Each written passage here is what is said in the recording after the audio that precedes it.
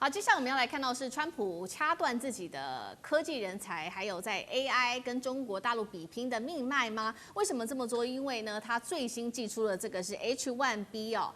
暴涨价格哦，逼走了许多本来在美国这边应该要有的人才。北京是否捡到了最大的便宜呢？我们赶快来看到，这是最新消息哦。川普真的再次的把自己的人才路给逼走了。本来 H1B 的签证的费用哦是数千美元，结果现在说一下子暴涨到10万美元，等于是你博士生刚毕业，你就要去找工作，就要付出这个300万美元，企业主来帮你付了。那企业主恐怕就因为这个原因也不想要雇你了，恐怕会有这样子的一个问题。那这个10万美元呢，根据了解是一次性的一个费用。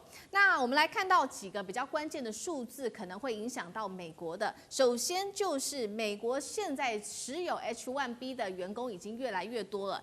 到底有多少呢？当时2003年的时候只有32%，现在有高达65%的人都是拿 H1B 的。换句话说，如果你对这些65%的人寄出限制，那你不就会有大批的人才流失了吗？第二件事情就是，其实呢，你的电脑的毕业生的失业率还是算蛮高的，高达6.1%到7.5%，这个数字是高的。再来就是美国针对这些外籍人数的劳工的使用数不断的翻倍，包括在数学啊，或者是在电脑，甚至在工程等等的领域，劳工数字翻倍，但是整体的就业成长现在看起来还好，44%而已。现在呢，律师也出来警告了，你要使用这样子的 H1B， 未来不会只是影响到科技业而已，包括了这些医疗研究、生技产业都会受到波及，可能让这一些高价值的工作者，他们就干脆算了，我移民到我去海外去工作好了，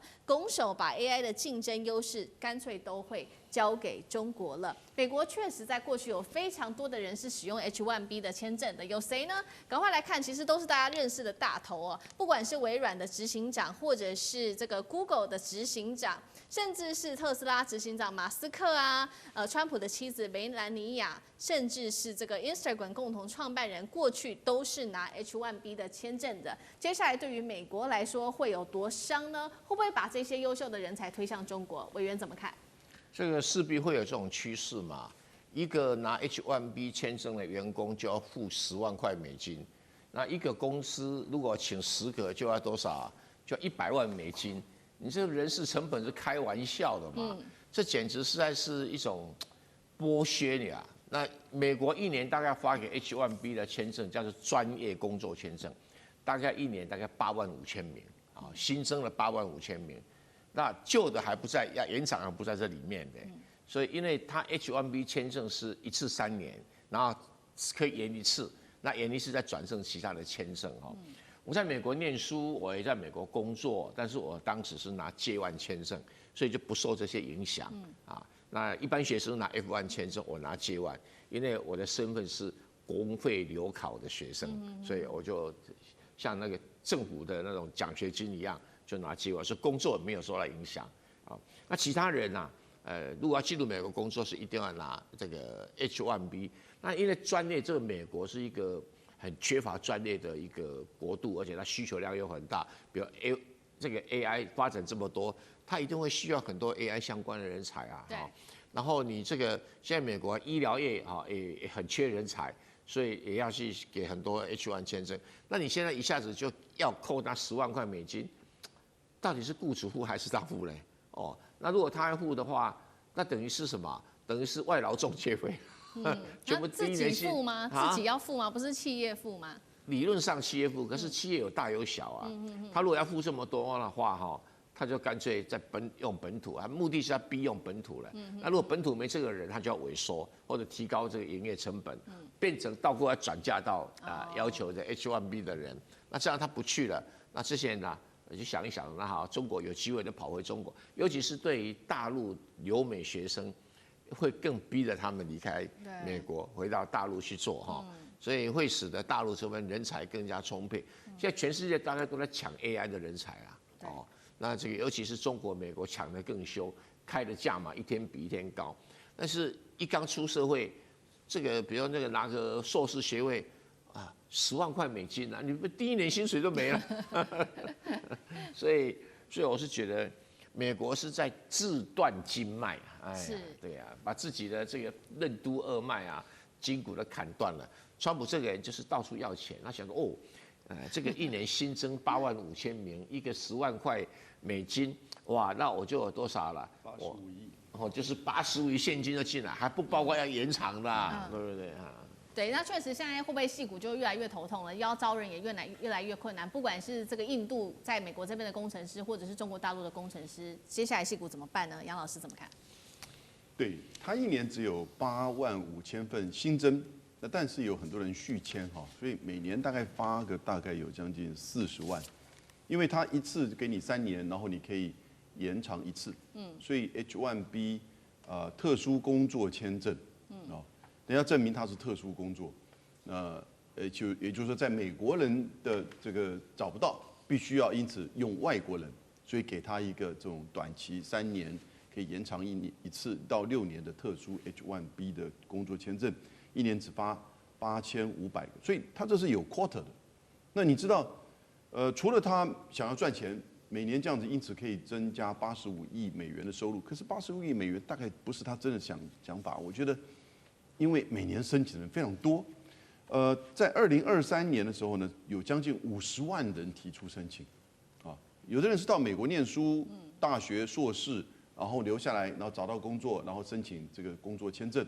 有的人是想要从国外直接过去。对。那特别他对于硕士毕业的，还给他比较多的这个抽签的几率的保障。